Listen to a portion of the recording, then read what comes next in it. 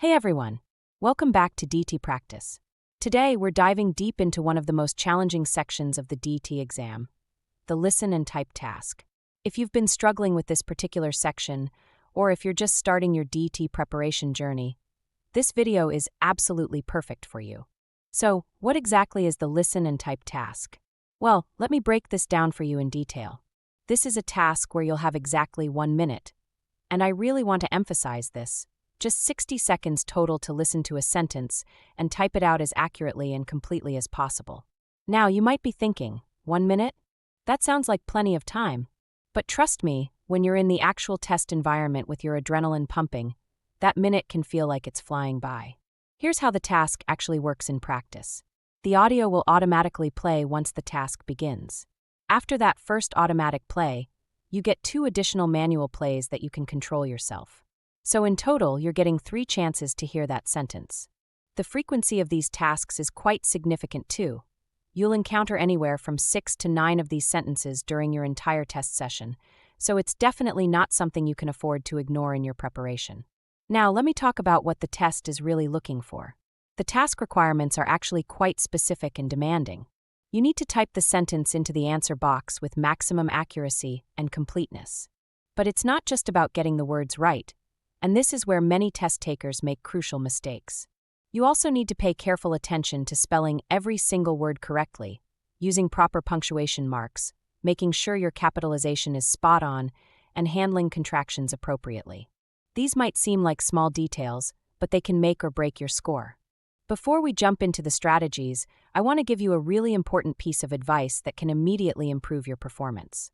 Make sure you familiarize yourself with the interface and audio playback operations before your actual test day.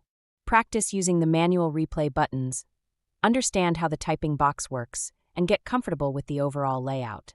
This preparation will help you improve both your typing speed and your listening accuracy when it really counts. Now, let's talk about the key strategies that will help you maximize your performance. The first and arguably most important strategy is to understand the sentence clearly. This might sound obvious, but it's actually quite challenging in practice.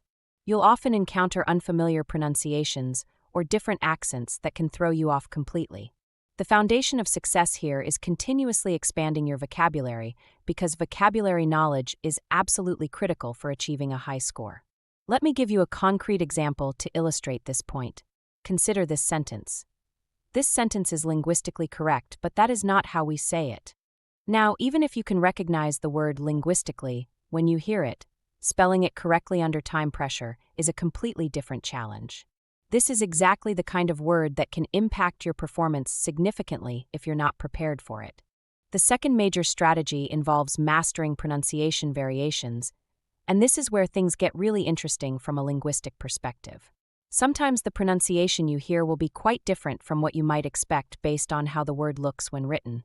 This happens because of something we call connected speech patterns in English. These include linking, assimilation, reduction, and elision, and these patterns are incredibly common in natural spoken English. Let me give you another specific example to make this clear.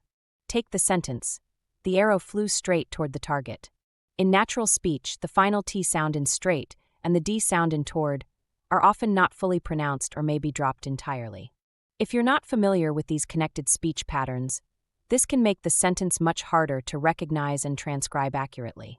By the way, if you want to practice more examples like this, I highly recommend checking out detpractice.com for additional resources. The third strategy is all about efficiently using those 3 plays you get. This is where strategy really becomes crucial. With longer sentences, I recommend focusing on capturing the content words during your first listen. What do I mean by content words?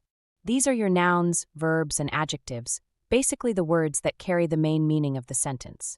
Then, use your second and third plays to fill in what we call function words, things like prepositions, articles, and conjunctions. Here's where your grammar and syntax knowledge becomes your best friend. Use this knowledge to infer missing parts and complete the sentence logically. The fourth and final major strategy is paying attention to all those small but crucial details. I'm talking about numbers, abbreviations, hyphens, punctuation marks, and capitalization. These elements are so often overlooked by test takers, but they can have a significant impact on your final score. Every comma, every capital letter, every apostrophe and a contraction, they all matter. Now, let me share with you the key areas you should focus on during your practice sessions. First, make vocabulary expansion a priority in your daily study routine. Regularly practice listening to and spelling complex words, especially if you're targeting scores above 120. The higher your target score, the more sophisticated the vocabulary you'll encounter. Second, familiarize yourself thoroughly with connected speech patterns. Learn the common reductions and elisions that occur in English. This will dramatically improve your ability to recognize when words are linked together in natural speech. Third, work on your typing speed and accuracy. Remember, you only have 1 minute total, so efficient typing is absolutely critical for managing that time limit effectively. Consider using typing practice websites or apps to build up your speed and muscle memory. Finally, review your grammar and syntax rules regularly. The better you understand English grammar patterns, the better you'll be at using contextual clues and grammatical knowledge to complete sentences accurately, even when certain words might be unclear during the audio playback. The bottom line is this: by consistently practicing these strategies and paying careful attention to both listening and transcription details, you can significantly improve your performance in the listen and type task. Remember, this isn't just about having good ears or fast fingers. It's about developing a systematic approach that combines listening skills, vocabulary knowledge, grammar understanding, and strategic thinking. That's a wrap for today's video. I hope these strategies and tips will help you tackle the listen and type section with much more confidence. If you found this helpful, please give it a thumbs up, subscribe for more DT preparation content, and let me know in the comments which section you'd like me to cover next. Good luck with your preparation, and I'll see you in the next video.